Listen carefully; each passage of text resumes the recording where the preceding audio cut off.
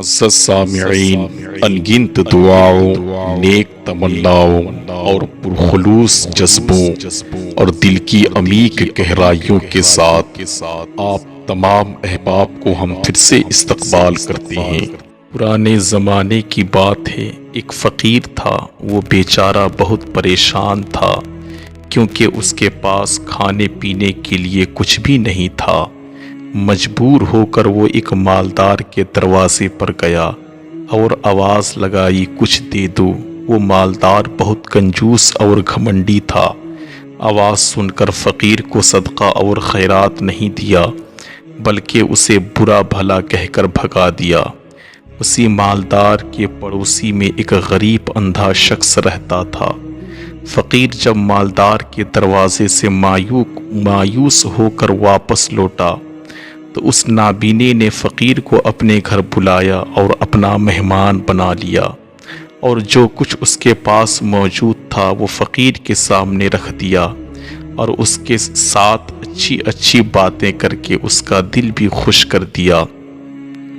نابینا شخص کی اس سلوک سے فقیر بہت خوش ہوا اور ہاتھ اٹھا کر اللہ تعالیٰ سے اس نابینے کی بھلائی کے لیے دعائیں مانگی اور پھر چلا گیا۔ نابینا شخص نے جب فقیر کے ساتھ اچھا سلوک کی تو کسی لالچ کی وجہ سے نہیں تھا بلکہ اس پر رحم کھا کر کیا تھا۔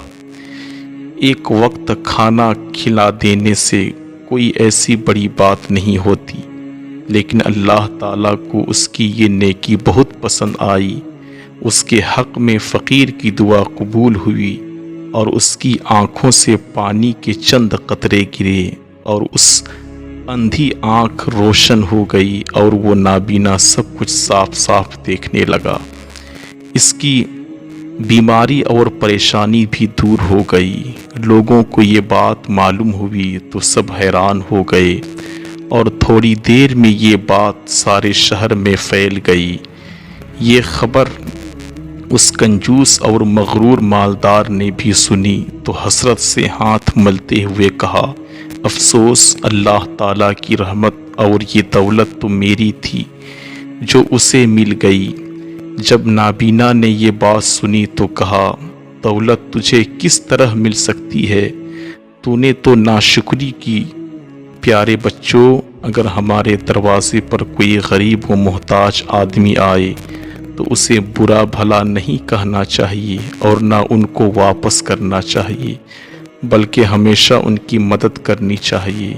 اگر ہم ان کی مدد کریں گے تو اللہ تعالی ہمیں اور زیادہ دے گا اور ہماری پریشانیوں کو بھی دور کرے گا۔ السلام علیکم۔